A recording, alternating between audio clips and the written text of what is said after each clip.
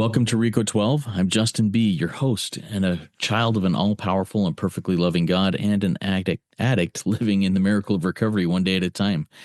Rico 12 is an open to all addictions and afflictions organization dedicated to exploring the common threads of the differing manifestations of alcoholism, sharing tools, and offering hope from those walking a similar path. We gather from diverse backgrounds, faiths, and locations to learn and support one another. Our speakers come from a variety of fellowships and experiences, demonstrating the universal principles of recovery. Rico 12 is not allied or affiliated with any specific 12-step fellowship. This is Rico 12 meeting 369. Thank you for joining us live or in the recording later. Today's speaker is Brandon S., a first-time Rico 12 speaker. And I am so grateful and excited to hear from him today. Our conversation before we hit record was helpful and uplifting, and I'm excited to hear his experience as he talks today on a topic entitled Fearful to Fearless. I look forward to hearing from that. First, a few quick announcements. Rico 12 offers a variety of recovery resources, including other podcasts and social media communities. To explore more, visit rico12.com or check the chat and show notes for the links. I will be launching a new Rico 12 podcast called Rico 12 Workshops later this week. And that will be for people who have been speakers on Rico 12, who may record workshops in other places, who maybe give talks in other places, but are willing to allow those talks and workshops to be placed in the Rico 12 family of resources. So keep an eye open for Rico 12 Workshops. That podcast will launch later this next week. So Rico 12 is self-supporting, and your contributions help us continue this mission. Thank you to all our Spearhead donors, past and present, especially this last week to Cheryl and Lisa. Thank you so much. If you out there feel your higher power nudging you to make a contribution to Rico 12, the information on how to do that will be in the chat of the live meeting, the show notes of the podcast, and at the website at rico12.com/support. And by the way, Rico 12 is RECO12.com. Your support, both financially and by word of mouth, truly makes a difference in helping us share these messages of hope and recovery. Each week, we receive light and inspiration from our speakers. Their experience brings hope, meaning, worth, and growth to us as listeners. Now let's welcome today's guest speaker, Brandon S. And here's just a little bit about him. Brandon is a gratefully recovering member of Sexaholics Anonymous. His number one addiction is lust, then sex and pornography. Brandon admits complete powerlessness over lust, which is the driving force to his addiction. He also feels that he qualifies for all sex or lust-related 12-step fellowships. He has been in this amazing Design for Living, the 12-step program, since October 15th of 2022, with a sobriety date of February 12th of 2024. Brandon's topic revolves around fears, how they contributed to his addiction, and how it had a massive impact on his unmanageable life. Take it away, Brandon. The floor is yours. All right. I'm Brandon S. Thank you so much, Justin, for this opportunity to share my experience, strength, and hope on this incredible platform. This is a huge opportunity for me, so bear with me as I'm nervous. Nervousness is setting in, and there's going to be a lot of emotions for sure. And I apologize if I happen to bounce back and forth with my share, but so my first sobriety date is when I first walked into the program around June that same year, June 2022. I went in for about 2 or 3 days and realized that, I was like, oh, it's a bunch of weird old men. It's a God thing. It's a cult. And there's a lot worse people with a lot of people with worse problems than I have. And then I end up coming back. There's some stuff that happened in between, which I'll kind of share after. That brought me officially into complete. It just brought me back into the program, and that was my unmanageability. That was my complete awakening. And then sobriety, my other sobriety date I'll explain briefly as well later. Um, so my addiction, um, so my addiction here is um, okay. Actually, I'm just going by the notes here. So I've learned a lot about the 12-step types of addictions, or the different types of addictions, since I came into this 12-step world. Although I have questioned other addictions relating possibly to me, they're not applicable. I do not qualify to be an alcoholic. I did an inventory of myself regarding alcohol. It definitely contributed to my sex, pornography, and lust addiction. I did do a lot of things I'm not proud of um, under the influence, but I'm easily able to quit. I also do not qualify to be any sort of um, substance addict. My story will incorporate and explain and my realization as to why I'm grateful. I'm a gratefully non-addicted. Uh, I guess I'm gratefully non-addicted to substance. Um, anyway, so my addiction was ultimately pornography, like from a younger age. The TV, anything on it, and then of course the internet. The internet was a huge one for me. Um, I was searching anything and everything. Like it didn't matter. Like I broke my own boundaries. I was searching things that I what I didn't think I was ever going to view, and I did.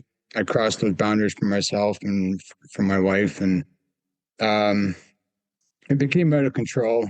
It I had a it had a grip over me, um, and I was willing to view pornography at any time, any place, anywhere.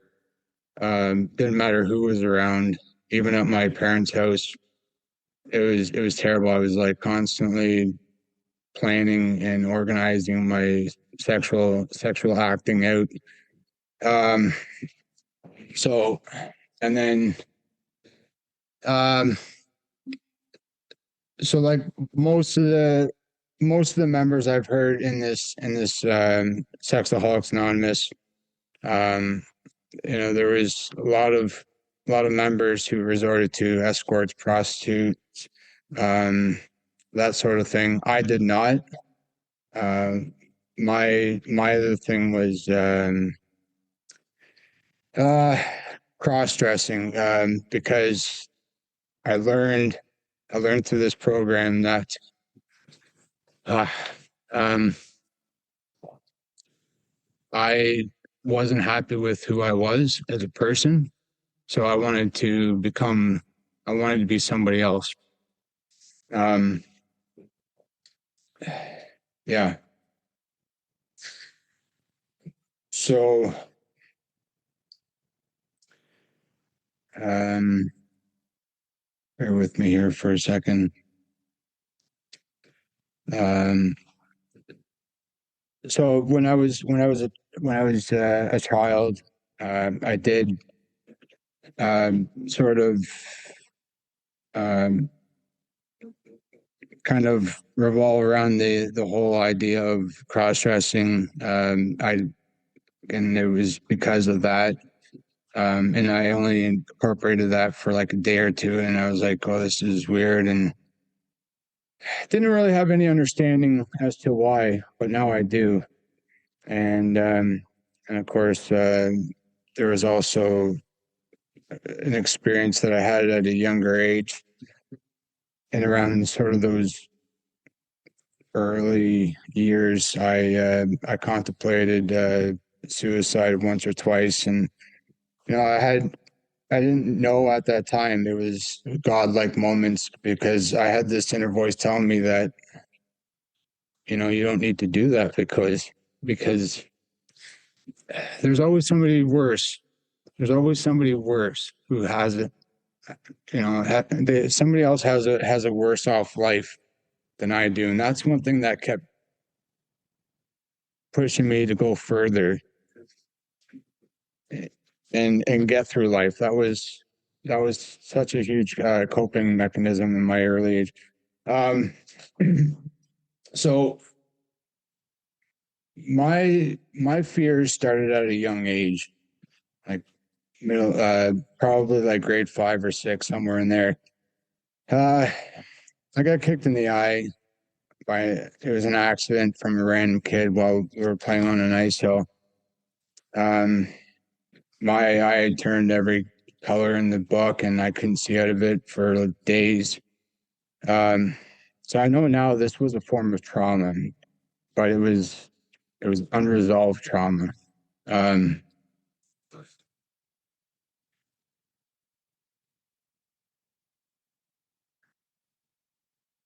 so,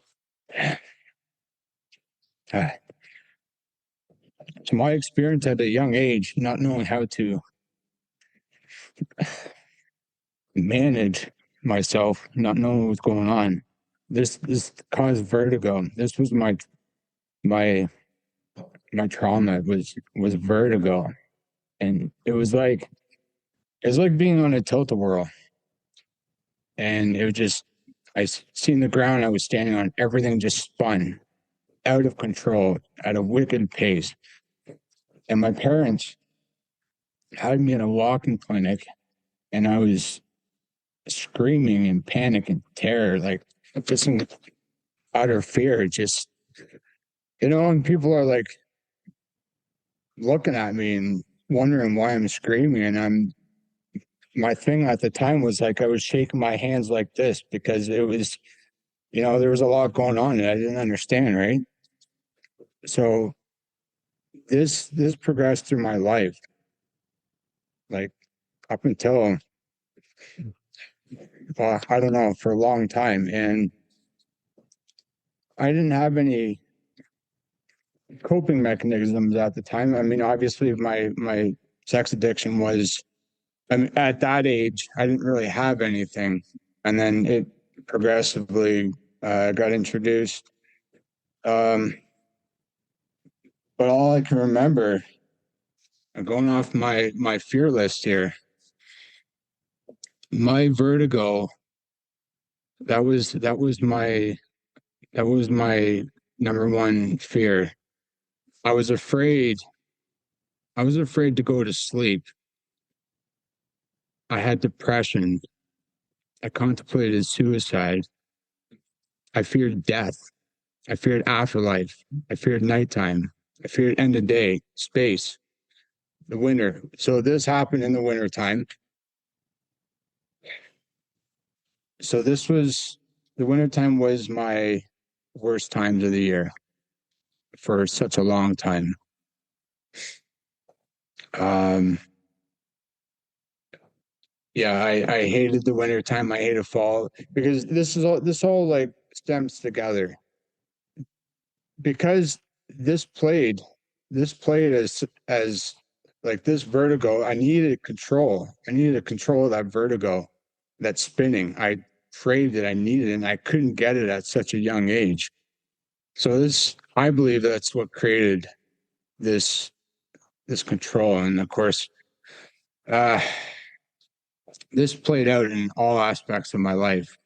The end of the year, like I said, I hated Christmas time because it was knowing we're jumping into a new year and I'm getting 1 year older, and everything just was spinning in my head, right? All this stuff is just a fear of getting older and dying, knowing one day I'm going to die. And what happens in the afterlife? What happens, and like I'm going to lose my family, my everything that I have, myself, right? My family, everything. I'm going to lose everything. What happens after, right?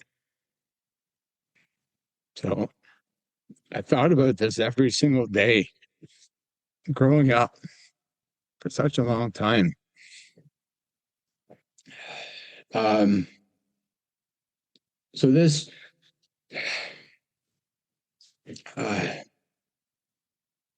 I, That's why I didn't do drugs growing as I got older, because I was afraid of being in this other headspace.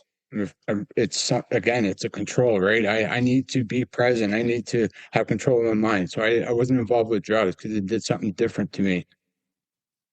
Like traveling around the world, big cities, I can't do it. I always felt like the high rises, the buildings were like falling down, and it's all anxiety. It's all in my head. That's what I learned now is it was all in my head, but I didn't know that at the time. Um, I got bullied, uh, but that was for such a short time. The big thing that was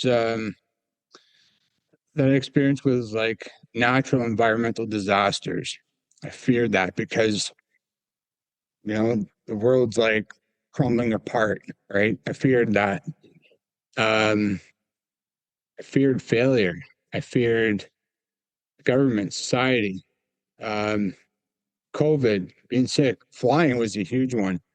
Um, Bankruptcy, money. Um, so one thing I learned is because of that fear, and I didn't know at the time, this was also a form of anxiety. And when I'm about to encounter a fear, it spikes my anxiety, and then it turns turns my vertigo. Like I start getting back into like this spinning mindset. So like flying, and so claustrophobia was a huge one. And so airplanes, I apologize for being all over the place. Like I said, it's just yeah, my head's in a space in a spin right now, just with all the thoughts. Um, but yeah, like getting in the airplanes, I feared I feared airplanes because the small cab, right? This caused claustrophobia, and again, it's out of my control. Afraid of like I'm gonna fall on plummet to the ground and die, right? Uh, um, I was afraid of elevators because again, it's a claustrophobia thing. Um, Going up, coming down, after experiencing the elevator ride, I would feel that motion, right? And I couldn't do stairs either in high rises because the turning, constant turning in a circular formation. I'd go up like two or three floors, and then I'd have to counter after I did about two or three floors. I'd have to do the next like one or two or three in a reversed spin to like basically unwind myself so I'm not in that one directional spin. Like it was just absolutely crazy. Um, so again with airplane stuff, like I'm afraid of heights, whether it's a building, whether it's watching something through a TV, like the edge of cliffs, like that whole thing I was afraid of. It caused so many things. I couldn't even look out of my window and look at aerial views because it caused me so much fear and anxiety. Um, there's so much. My list is so huge with fear, but because of this program, it's it's taken it all away. Um, yeah.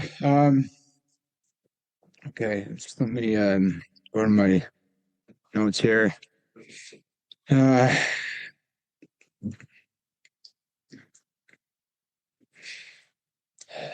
yeah. So that was my that was my biggest problem. Or so I thought was I thought that was I thought that was I thought that was like I don't know. I'm not sure what that so let me reset. Okay, so that was my problem, and of course my problem was my unmanageable life. I thought that all the coping mechanisms were the way of life for me. Um, my son kept me my son kept me stable. He kept me from not going off in a direction that like if it wasn't for him, I would have went off in a bad path. But because of him, I stayed near. Um, Being a truck driver, not going long haul, he kept me around. From not going to, he kept me from not going out to like escorts and prostitutes because like I know that's gonna damage his life. Didn't matter whether it would destroy my wife. He kept me center, and um, eventually I realized that, and I'm grateful for him being in my life because he's kept me sort of on the straight and narrow. Um,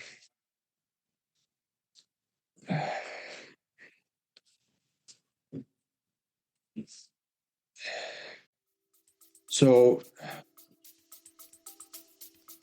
okay.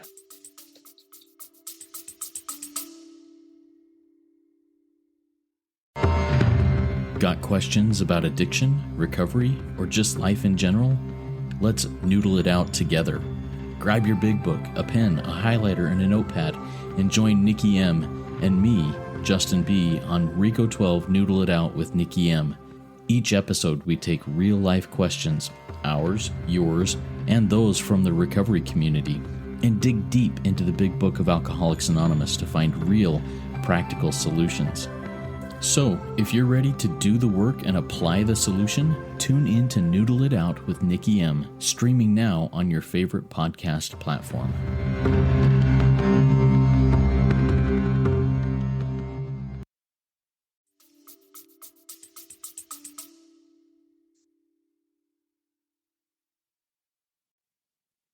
I came into this I came into this program and I started working the program instantly. I worked through my first three steps and I did that within the winter time. And then I procrastinated the hell out of step four. So I poked at that for about a year and then I shared it. And that was the biggest uproot. That was like me uprooting a whole damn tree, chopping away at each root of that tree. Uprooted the whole damn tree and I chopped it apart. I tried everything in my life and nothing worked. This program changed my life. The damage I did to my wife before coming to this program was big. I caused her trauma and I caused her depression. And I put her, quote unquote, I put her in an ambulance because I caused her so much pain because my search history and everything that she found on my phone. There's so much. There's so much. I can't believe how I could do that to her. She didn't deserve it.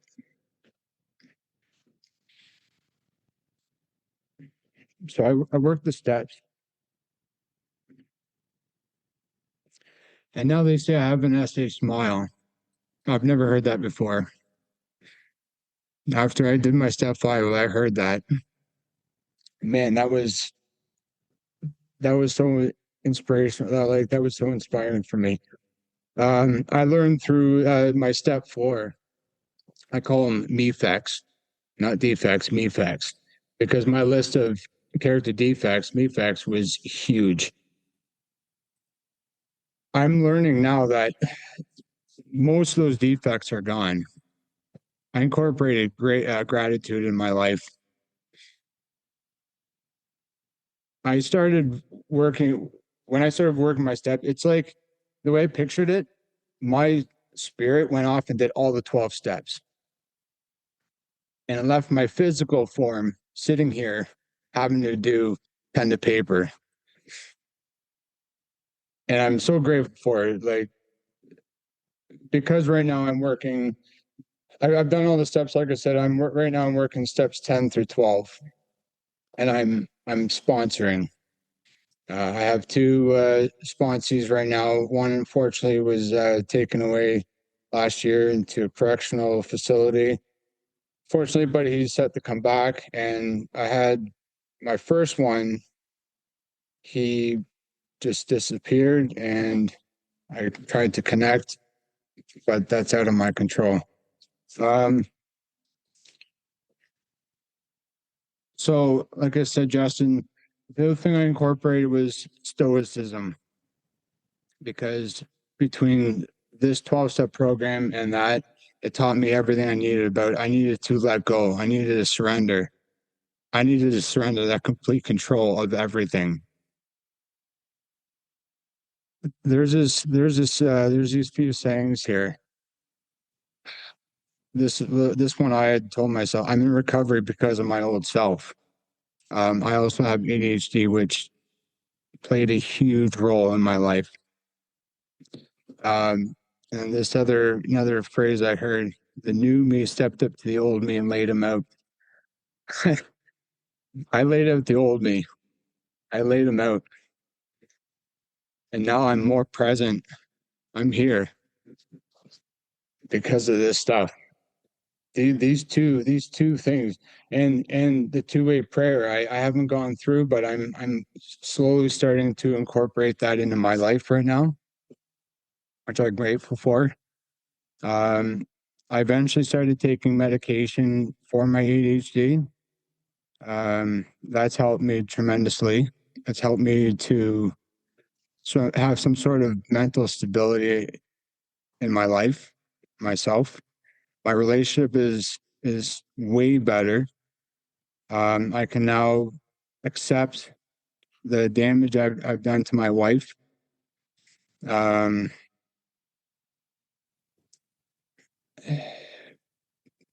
yeah. One other fear I do still suffer from is called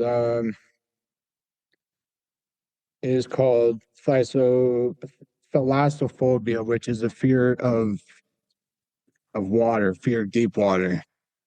It's anxiety about the unknown aspects of deep water, like what's beneath the surface, feelings of being trapped, lost, or overwhelmed in water. I still suffer from that to this day, but all these fears now that I have, like somebody said something to me or looked at me the wrong way, or somebody cut me off in my vehicle, I'm like, because nothing is as fearful as what I had experienced. So I'm extremely grateful for that. Um, yeah, this timing went by pretty quick. Um, there was one other thing I wanted to add was, so in this program, it's called the 3 A's: awareness, acceptance, and action. I added amends because I have to incorporate the 4 A's all the time. All the quotes, all the slogans, if there's a will, there's a way. I love it. Weight is a big one for me because there's this thing called talkaholic. I definitely am a talkaholic. So why am I talking, or why am I thinking? And gosh, gratitude, acceptance, surrender, humility. I live off of slogans and theories. Um, And the serenity prayer is a huge thing that changed my life. I'm grateful for God, my higher power, to provide all the tools in this whole design for living. I'm grateful that He brought this into my life, because I would have, I don't know where I would have been going, what I would have been doing if it wasn't for all of this. So I live off one day at a time. I have a sweater called Progress, Not Perfection. Um, and yeah, basically let go, let God. Like, there's so many slogans that I share and that I use. And I'm sure there's probably lots more. Oh, and the 12-step promises, like I said, were a huge one, but we all know those, and those changed my life. So yeah, like I said, I'm sure there's probably a lot more in my spinning tornado whirlwind of a head, but yeah, now I feel like 10 pounds lighter.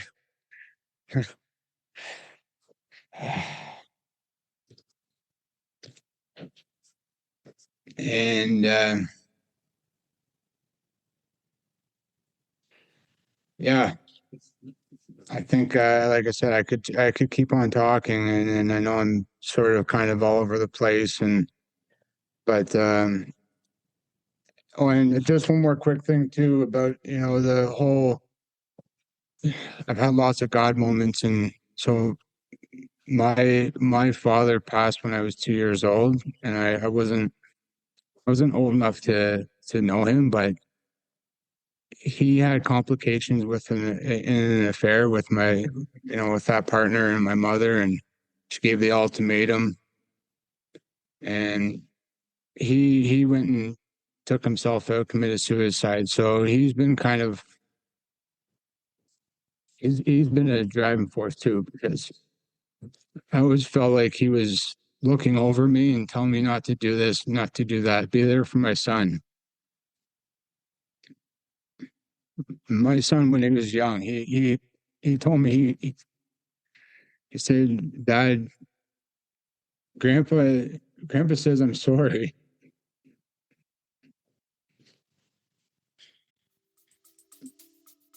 So I'm grateful for that.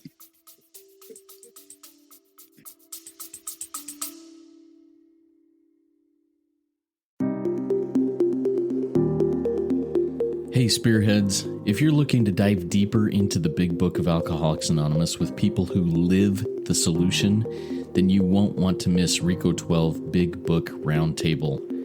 Join David G., Nikki M., and me, the moderator Justin B., 3 recovered addicts from multiple fellowships, as we break down the big book line by line. In each 30-minute episode, we share our experience, strength, and hope in a real, raw, and practical roundtable discussion. So, if you are ready to learn and apply what you learn, tune in to RICO 12 Big Book Roundtable on your favorite podcast platform.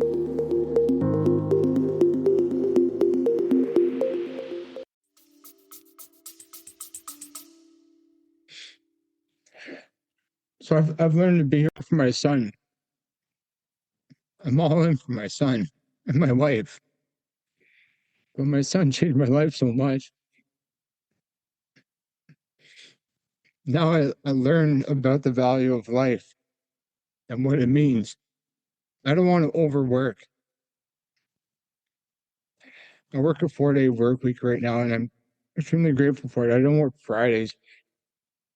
Him and I go biking. We go mountain biking. I sold off my motorcycle last year because I've the fear of death. I don't want to be that next victim who gets hit by a vehicle on a motorcycle and gets taken out. I don't want to be that victim.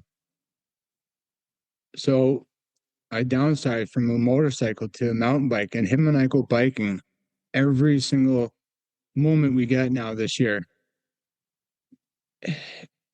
I always prioritize my family into everything. And I write this in gratitude every day. I'm grateful for being sober. I'm grateful for being involved with my family. I'm grateful for everything. because I took myself from extremely negative and bitter to positive. Such an optimistic life now, and just positive, like just positive all the time. And uh, uh,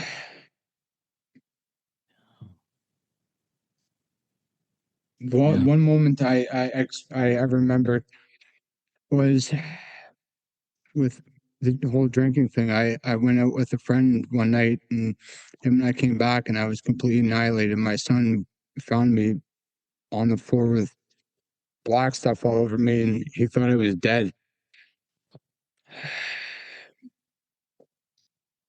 My character defects, my arrogance, my ego, my control, my anger, my resentment.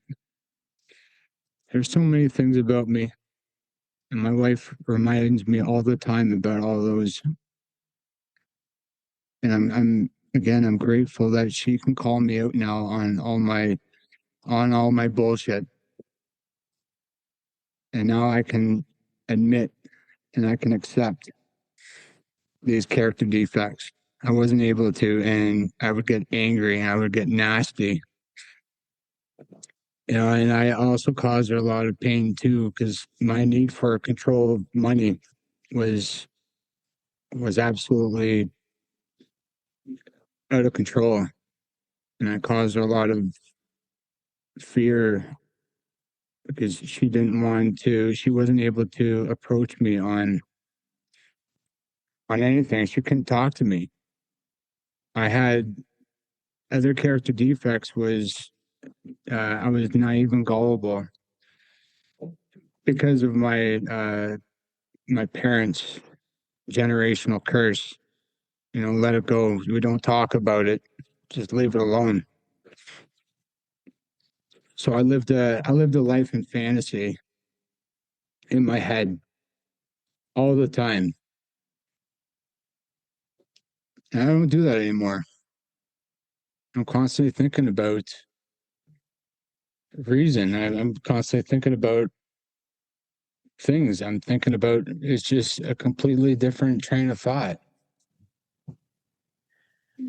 Like we're going to know a new freedom and a new happiness. We will not regret the past or wish to shut the door to it. We will comprehend the word serenity. We will know peace. So very true. No matter how far down the scale we have gone, we will see how our experience can benefit others. I've seen that every single day. That feeling of uselessness and self pity will disappear. I still have self pity, but it's not nearly as bad as what it used to be. We will lose interest in selfish things and gain interest in our fellows. I believe that is for me is by sponsoring. It takes us out of our head and we learn to be empathetic. We learn to be compassionate. We self-seeking will slip away. Our whole attitude and outlook upon life will change. 9, 10, 11, and 12 are huge for me. Fear of people and of economic insecurity will leave us. We will intuitively know how to handle situations which used to baffle us. I see so many God moments, so many blessings, so many gifts handed to me because I surrender. I let go of myself. And God's just handing me gifts all over the place. And we will suddenly realize that God is doing for us what we cannot do for ourselves. Thank God. Again, I'm grateful for you, Justin, for setting this up. And a lot of the other members who have spoken, although I haven't heard all of them yet, all 360 some odd. I'm extremely grateful. And like I said to you earlier before this podcast, Justin, that I can easily pull a piece of somebody's information and just run with it.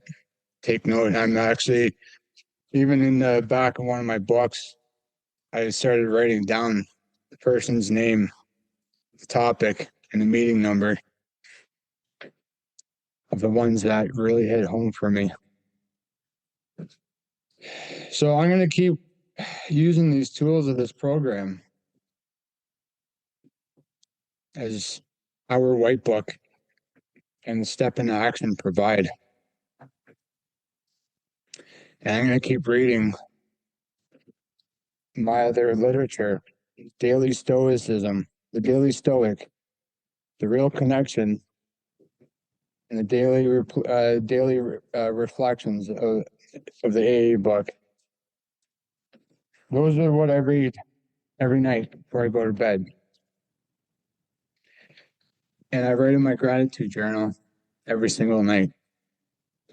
And then I write down in my notebook on my bedside whatever's on the top of my head. Although I don't have the practice of my two-way prayer incorporated into my morning regimen yet, I'm reading the book and I'm slowly starting to incorporate. But also after I write down, I practice prayer meditation. I pray for those who are still suffering. I pray for myself for the removal of lust. I pray about the day. And then I also listen to any sort of meditation things on Spotify. I listen to meditation, mindfulness and meditation on Spotify, whether it's guided or not. Those are I rely heavily on my my nighttime routine. And in the past year or so, I've been trying to implement taking inventory of myself. If it's not inventory of my character defects, I'm at least praying for others, whether they've caused me resentment or what have you. I write it down. I write down reminders. I write down everything whenever I have a chance. I learned to put my program before my job, before my family, because I have to. Because if I don't incorporate this stuff, my old self, my lust, everything is going to come back. I had set boundaries. I don't bring my cell phone into my room anymore. I don't overindulge in it anymore. So that's a big boundary that my wife and I had agreed upon. So I'm not indulged with the cell phone nearly as much now. And now I learn to read and write.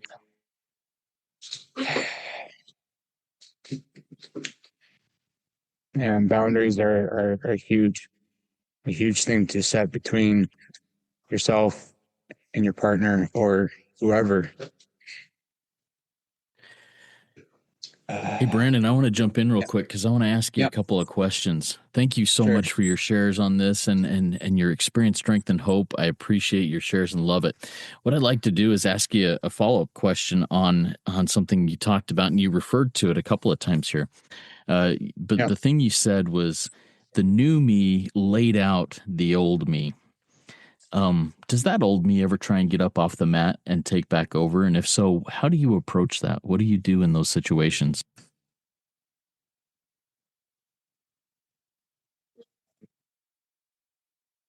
Yeah.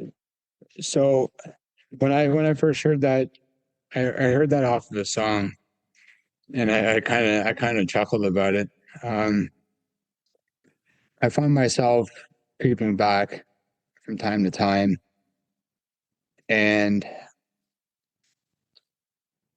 I do a multitude of things. I use the tools. Right, I write it down. Like I said, I pray on others, or I pray for myself to be of maximum service for others. because I learned that step 12, being of service, helping others, it gets me out of my head, and it removes my thoughts or my emotions or anything that are present at the time. It helps me redirect. Another thing that I found that I use is redirection of the eyes, redirection of the thoughts, whether it be, like seeing something that causes me a loss or resentment. If I see a person who I'm lusting after who's going to cause me any sort of loss, I briefly see and I accept, right? I use the three A's in that perspective. But so for redirection, I'll either pray or read or continue listening to the podcast, or if I have music going, I turn to, like I said, there's a quite a variety of things that I can redirect my focus to. Yeah, let's talk about those 3 or 4 A's here real quick. Awareness, acceptance, action, and then the fourth you add in there is amends. Talk to me Yes. about how you go through that process, the awareness, the acceptance, and the action.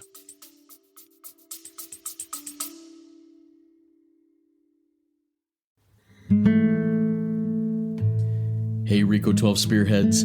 If our recovery resources have helped you, please consider a donation.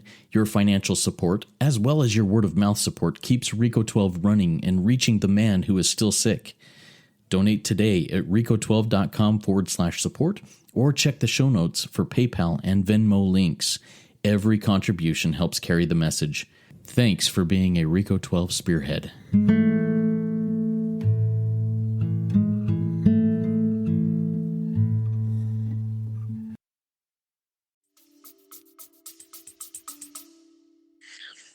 Running through that, of course, I learned that through the progress through working the steps.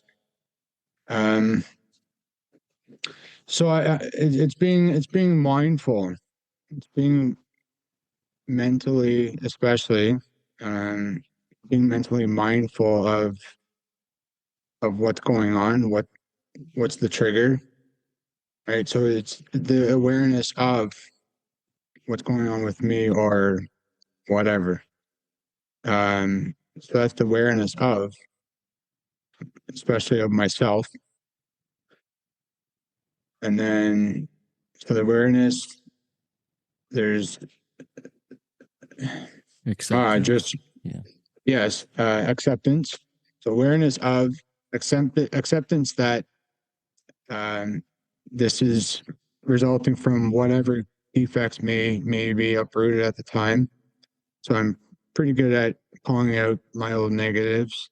I'm quicker at calling out my old negatives than my liabilities versus my assets. But I'm also getting better with my assets. Um, so being aware of the driving force.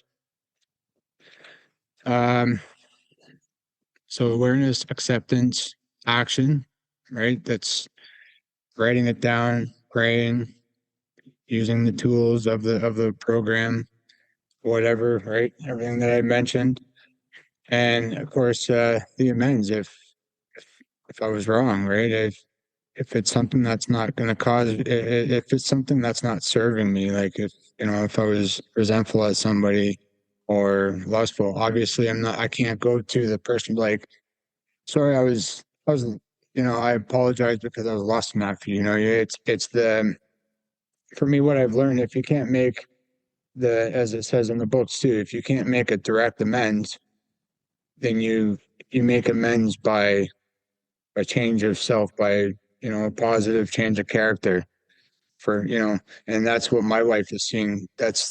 I made direct amends to her, but I also made amends to her and everybody else in my family through change of self. They've all seen a massive change in me overall in my character. Right. I'm not living in my own head. I'm not constantly negative and bitter. I'm not doing things to draw my own attention. Right now, I'm doing things for other people to make them laugh or smile or be there, right? Constantly in service, right? So, though that's, I guess that's kind of how the 4A's work for me. Like I said, I can't always make amends, but I just have to just change my attitude for that moment and my behavior and things for that moment or that day and just start incorporating my mornings. And I have done the morning um, practice before, and I do find the power of that is pretty impressive. It does set the precedent for the day. So that's something like I said, I have to keep working on. Yeah. Let me ask one more quick question about you mentioned your wife. As Yeah. you have been making these changes, these living amends, your whole self is shifting into somebody that your wife can trust a little bit more, can move forward. We talked earlier about, or you talked earlier about the trauma that she had endured through all these things. What types of resources or things is she doing to try and um, to change herself or to try and find healing as you go through this process also? Uh, Okay. She's already tried. She's aware of the S-Anon. She did try that. It's not really her thing because of her personality, um, and sort of I guess, a non-filter type. Um, she just felt basically the vibe of the room isn't to her satisfaction. She just sort of copes in her ways, sort of one day at a time. And but communication has always been a huge thing for us. So she's always communicating about her issues, my issues, and like a lot of things I'm doing. And of course, I will address things as they come. Um, I did push heavily on her last year, the year before, to try and find her own recovery because I wanted that for her. Again, it was a control thing. It was needs and wants. Um, but I learned to, I guess, with everybody else, I've learned to let that go because I can't control what other people say or do, their trauma, their whatever it may be. I that's I got to respect that boundary. I got to respect them, and I got to let that go of myself. And everybody does. Everybody, I've been finding it, everybody heals in their own way. Like I said, she just kind of just sort of lives through it, and she has gone through it. So Yeah, so cool. Yeah, everybody has their own path to recovery, including us addicts who are those tornadoes that bring the mess into the lives of our loved ones. But gratefully, um, gratefully, as we try to apply, it's my experiences as I try to apply these principles in all aspects of my life and all my affairs, um, things seem to work out in other areas, which is really cool. All right, so before we start closing up here, Brandon, do you have any other final words of wisdom that you'd like to share with us? I did actually kind of pair a little. Um, it only takes one day to do the steps. It takes a lifetime to practice them. That when I read about that, it's that was a major awakener for me. I wish I had spent less time being a perfectionist and overthinking the steps. I wish I just did it. And there's that. Work the steps, work the steps, work the steps. Don't quit before the miracle happens. Um, Without God, I can't. Without me, He won't. That's all I can say is I think just work the steps. You can go to so many meetings, but if you're not actually putting pen to paper, there's not going to be any change. That's what I found. And there was actually just a quick little thing. There was a quote that says, picture paints 1,000 words. And I found that pretty impressive. I guess for me, it was more like 1,000 words paint a picture, because when I started writing things down, like you can have all these thoughts in your head, you can know about all this stuff, right? But until you do a full, like, you put it all into one dynamic on a piece of paper, it creates its own picture, I found. And that was a huge eye opener for me. And I'm like, wow. So, and I walk away and kind of like shame and guilt, but then I rise from it. Right. So, in the fear of, face everything and run, or F everything and run, I've faced everything and I have risen. I have rise from my fears. And now I feel like I want to go jump out of a plane, do some skydiving. I've got this new surge of energy.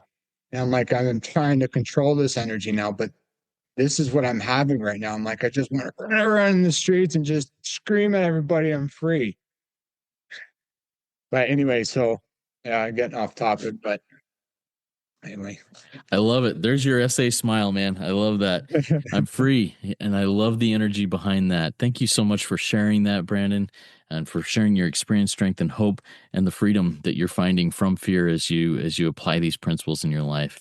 If anybody in the live audience or anybody out there in the listening audience would like to continue this conversation or have any questions, please consider joining our WhatsApp community. Send me an email at rico12pod@gmail.com to be added. If you'd like to connect with Brandon, can I share your information if they send me an email? Oh, yes. Okay. Please. Yeah. Please send me. Yeah, send me an email at rico12pod@gmail.com. I'll get you connected with Brandon if you'd like to connect with him. If you haven't done so already, please consider rating and reviewing the podcast on Apple Podcasts and or Spotify. It's a powerful way to work your step 12 and get this message out there to others who may need it. Next Friday, we'll hear from Lisa C., another first-time Rico 12 speaker. I look forward to hearing from her on her chosen topic of promises, which we got a nice little jump into this week, and we'll see where Lisa takes that next week. I was able to fill a handful of openings for speakers over the next little while, but I continue seeking for the next few months. So if you out there, if your higher power is saying, hey, here's a topic that I want you to speak on, please reach out to me. We'll get it scheduled, and we'll do that over the next couple of months. Stay tuned as we move forward in this. Like I said, this next week, a new Rico 12 project is coming out, Rico 12 workshops. And the first thing is a workshop. It's going to be a multi-session series on the Big Book, focusing on the self that Dennis T. is putting together. And that's going to be our first things that we're going to be posting. So come check that out. And let's close out here. Let's wrap up with a version of the Serenity Prayer. Brandon will send us out of here with that. Go ahead with that, Brandon. Okay. Serenity Prayer. God, grant me the serenity to accept the things I cannot change, courage to change the things I can, and the wisdom to know the difference. I will, not mine, be done. Amen. Amen. Amen. Thank you. Remember, everybody, there is one who has all power. That one is God. May you find God now. Keep coming back, and when you do, come all the way in, sit all the way down. Let's trudge this road of happy destiny together. Work it. You are worth it. It ain't about the body, it ain't about the skin. It's the lie that whisper you'll be whole if you give in. It's the high before the hollow, the click before the fall. It's the ache that never satisfies no matter what you saw. They told me it was natural, just boys being boys, but I was choking down poison dressed up like a choice, and now I'm calling it by name. No more hiding in the fog. It ain't just porn I'm fighting, it's the God I made of want. Porn of brawl, lust is the thief, selling us heaven and leaving us grief. I wanted to love, but I learned how to crave. Now I'm digging through ashes and calling it brave. She ain't an object and I ain't a king. Porn is the problem, not just a thing.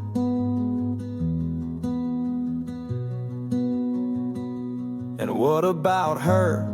Yeah, the other side. The girl who learned early she was worth what she supplied. She didn't want to be seen, she wanted to be wanted. Now she's starved for attention and Instagram haunted. It's the hunger to be lusted, mistaken for love. And both sides end up empty, beneath and above. Two mirrors cracked, reflecting shame, chasing validation instead of names. Porn is the problem. It sells a fake cure, turns humans to products, makes touch feel impure. We thought we were free, but we're slaves in disguise, scrolling through bodies with dead in our eyes. This ain't just a screen, it's a spiritual war. Porn is the problem, and we can't ignore. I want more than a moan behind a glassy screen. I want covenant, not dopamine. She ain't here for my escape. She's the temple, not the bait. Porn is the problem, but truth is the light. I'm learning to see her with heaven in sight. I'm laying down idols, I'm turning from shame. And love don't come cheap, it comes with a name. I ain't cured, but I'm done with the game. Porn is the problem, and I'm not the same. I used to worship lust. Now I'm learning how to love.